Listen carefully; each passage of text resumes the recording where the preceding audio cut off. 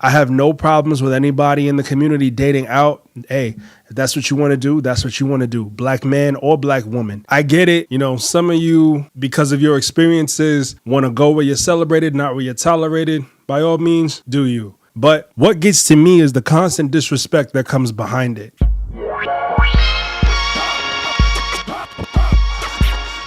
Yo, what's going on, everyone? This is your man, Brandon Geo, one half of Residual Impact. Hey, yo, check it. I'm sure by now many of you have heard this story about this soft life divestor who just had her 31st birthday and she was taken out. And when I say taken out, she was found unalived. Did you hear about Ashlee, the influencer from Miami, whose fiancé says she hung herself on her birthday? And everybody says he's lying and he needs to be investigated. Trigger warning. According to rumors and gossip, which may or may not be true, Ashlee Jenae, an IG model and soft life influencer, flew to Tanzania to celebrate her 31st birthday with her boyfriend, JaMichael. And shortly after, she disappeared completely. According to Ashlee's latest Instagram post, she was having a fabulous time in Tanzania with her boyfriend, taking glamorous pictures, spending time with animals, and even being proposed to during the trip.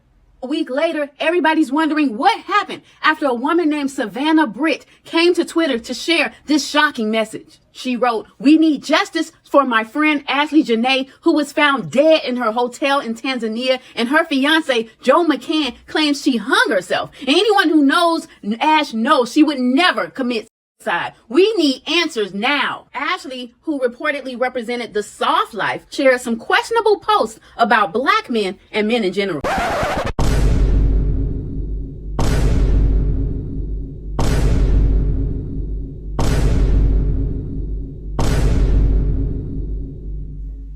But in her latest post, she seemed to have finally met a man who could give her the experiences that she wanted. Sadly, those experiences included a one-way trip to Tanzania. Although there have been no official reports about her death, Ashlee has not posted to her social media since her birthday. And everyone believes the rumors that she is dead, but no one believes that she would end her life that way. Not on her birthday. What's crazy is, after some digging, netizens found old comments where a fan warned her that her boyfriend was going to kill her. And when you look at Joe's social media, he has never mentioned Ashlee at all. In fact, he's continued to post after she was reported dead, like nothing ever happened. Again, none of this story has been verified, but it's all everyone is talking about. What do you think of this story? Do you find it possible that a woman who had everything going for her would take her own life while she's on vacation and she just got proposed to?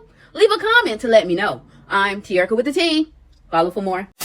Now, the initial report said that it was by her own hands, but I don't believe it. And I know many of you guys out there don't believe it. She was in another country, on another continent, with her preference. And it is my belief, and so many other people's belief, that her preference took her out. Now, I didn't know this girl personally, so I'm not going to go too hard on her. But I've said it before and I'll say it again. I don't have a problem with interracial relationships. I don't particularly agree with them, mainly because I just love black women. But to each his own. You're a grown adult. You want to date who you want to date. That's up to you. You know what I'm saying? That's what you want to do. Who am I to say something about it? Who am I to stop you? But what I do have a problem with when it comes to interracial dating is when you have to shit on your own people with a sense of self-hatred, and you hate your people so much, or you hate the men of your community so much that you're going to constantly spew hate and vitriol towards us, or vice versa when it comes to the men who do it. Because I've seen several comparisons on Twitter between Ashlee and the likes of somebody like Christian Obumseli, who also was taken out by his preference. And people went digging and found his tweets where he was talking down on black women. And then there was another gentleman who was taken out last year by his preference. And again, people went digging for his old tweets and found that he had a severe disdain for black women. So, of course, with situations like that, you have black women who will say something like rest in preference. But wait, there's more.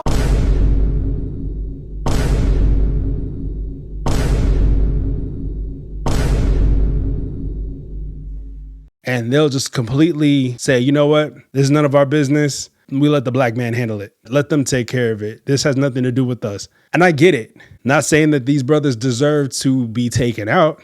Just like how I'm not saying that this sister deserved to be taken out. However, there's a saying that goes, if you lie with dogs, you're gonna catch fleas. If you guys have made it this far, make sure you hit that subscribe button down below. And don't forget to click that notification bell so you never miss when we upload a new video for you. Make sure you guys leave a thumbs up. It's completely free and it goes a long way. Also, don't forget to leave a comment because we like to hear from y'all. We want to know what y'all think. Is the video good? Does it suck? Did you learn something from it? Just say hello. Put a smiley face. I don't care. Just write something. Interact. Communicate. We like those things. Now back to the video.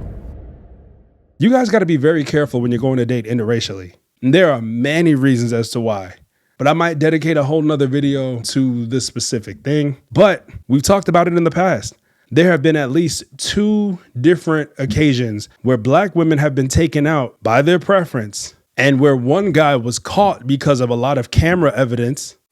19-year-old girl was found in literal pieces scattered around her town, and all she did was say yes to a date. Her name was Sade Robinson. She was living in Milwaukee, Wisconsin, and just trying to navigate dating like any other teenager. And one day she matches with this demon, and I will not call him a man because men do not do this, but his name is Maxwell Anderson. And he tells Sade that he was around her age, but that was actually a lie because he was 33 years old. And after a few days of texting back and forth, Sade is getting no weird vibes from him. If anything, she's actually really starting to like this guy because he seems normal and sweet. So when he asked her out, she eagerly said yes, because why wouldn't she? She's about to go meet a cute guy her age for dinner. And on April 1st, surveillance footage shows Maxwell and Sade walking into this restaurant called the Twisted Fisherman, and they get seated. And from what everyone can see, things are going really well. She's smiling, chatting, acting very normal. Nothing about her body language suggests that she's worried or getting any bad vibes. In fact, it's going so well, they decided to go grab some drinks at this nearby bar called Duke's on Water, and they stayed there for hours just talking and laughing like any normal first date would be. At around 9 p.m., security cameras catch them walking out the bar together, getting into her car. Not his, her car. And that becomes very important later, and then they head towards his apartment. Took the jury under an hour to return a guilty verdict for Maxwell Anderson. Comes after 8 days of witness testimony. One juror tells Fox 6 the decision was easy. Stephanie Quirk is here in the studio tonight after talking to one of those 12 jurors who determined the outcome of this case. Steph? Yeah, guys, the jury found Maxwell Anderson guilty of first-degree intentional homicide, mutilating a corpse, arson, and hiding a corpse. The other guy wasn't even investigated because he was looked at as a nice guy or somebody who was very forthcoming with information, so he couldn't have possibly done this. Lauren was on the dating app Bumble. She was 23 years old and resided in Connecticut. She had been chatting with Matthew LaFountain for approximately 3 days on the app. She ended up inviting Matthew to her apartment after chatting for 3 days so that they could hang out and get to know each other.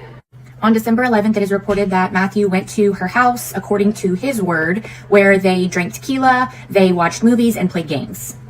Matthew reported at one point during the evening or the night she went outside to meet her brother and then came back in and went to the restroom for 10 to 15 minutes. He reports that she ended up falling asleep on the couch. This is their first time meeting. She falls asleep on the couch, and he says that he carries her to bed, in which he lays down with what seems to be an unresponsive woman and goes to sleep. Matthew reports that he wakes up at approximately 3 a.m. to go to the restroom, and she is still asleep and snoring. There are no reports that Matthew ever tries to wake her up. This is their first date, and she has passed out cold, gotten carried to bed, and is still sleeping at 3 a.m., and that just appears to be normal.